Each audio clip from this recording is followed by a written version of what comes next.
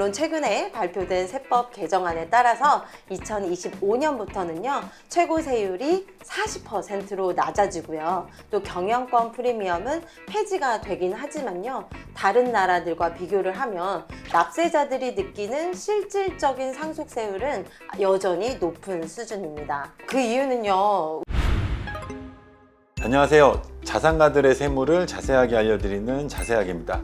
오늘은 최윤정 회계사님을 모시고 우리나라의 상속세와 가업승계 제도에 대해서 알아보도록 하겠습니다. 최윤정 회계사님이 평소에 이런 업무를 굉장히 많이 하시는 걸로 알고 있어서 특별히 오늘 모시게 되었는데, 회계사님, 우리나라의 상속세가 굉장히 높기로 유명하잖아요. 지금 현황은 좀 어떤가요? 네, 말씀하신 대로 우리나라 상속세는 2024년 현재 기준으로 최고 세율 50%를 적용하고 있습니다. OECD 국가 중에서도 상당히 높은 편에 속합니다. 특히 가업승계 같은 경우에는 최대 주주의 주식에 대해서는요, 경영권 프리미엄이라고 해서 20% 정도를 가치를 높게 평가하게 되는데요.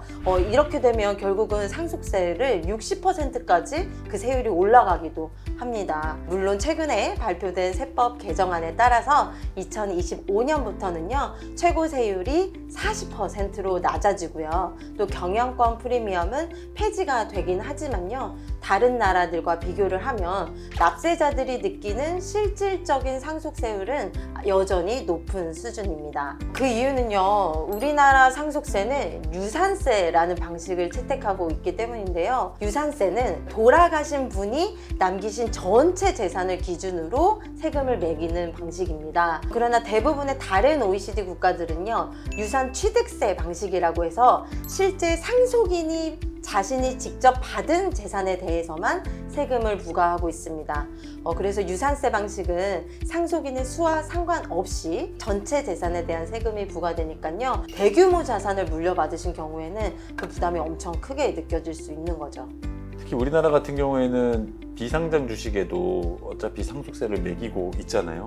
또 어떤 문제점이 좀 있을까요? 미실현 이익에 대한 과세입니다. 상속세는 상속받는 재산의 시장 가치를 기준으로 부과가 되는데요. 특히 지금 말씀하신 대로 주식과 같은 자산의 경우에는 실제로 그 자산을 팔아서 아직 이익이 실현되지 않았더라도 그 상속 당시의 시장 가치로 세금을 납부하게 됩니다. 예를 들어서 상속자가 보유했던 주식의 가치가 그 상속 시점, 돌아가신 시점에는 그 가치가 매우 높았지만 상속 이후에 주가가 하락하는 경우에도 상속 당시의 기준으로 세금을 납부해야 하는 거죠. 이러한 상황에서 상속자는 자산을 매각하지 않고도 막대한 세금을 납부해야 하기 때문에 현금 흐름에 큰 문제가 생길 수 있습니다. 상속세는 주로 현금으로 납부를 해야 하는데요. 현금화되지 않은 자산이 많은 경우, 특히 부동산이나 주식과 같은 비현금성 자산이 대부분인 자산가들에게는 이 세금의 납부가 큰 부담으로 작용할 수 있습니다. 이를 해결하기 위해서는 상속 전에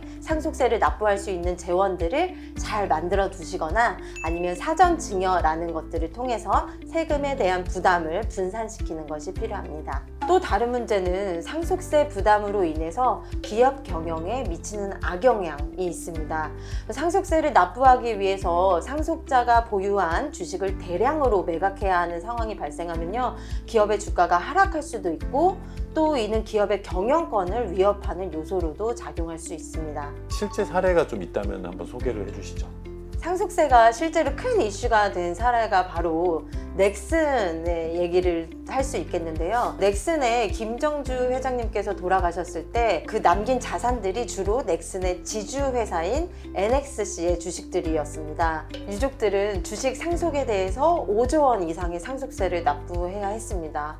그래서 유족분들이 상속세를 납부하기 위해서 지주회사의 지분을 약 6,600억 원 이상의 규모를 매각을 해야 했고요. 그럼에도 불구하고 상속세를 다 커버하지 못했기 때문에 주식 일부를 정부에 물납을 하게 됐습니다. 그래서 한국 정부가 넥슨의 2대 주주가 되는 상황이 발생하기도 했어요. 이처럼 과도한 상속세 부담으로 인해서 경영권이 위협을 받는 상황을 겪긴 했지만 다행히도 유족이 물납을 선택하면서 해외 자본에 기업이 넘어가는 상황은 피할 수가 있었습니다. 그러면은 이런 상속세를 좀 어떻게 좀 줄일 수 있을까요? 네, 상속세 부담 줄이는 대표적인 방법이 하나가 공제 제도입니다. 이 제도를 통해서 기업의 규모에 따라서 다르긴 하겠지만 최대 600억 원까지 상속 공제를 받을 수 있습니다.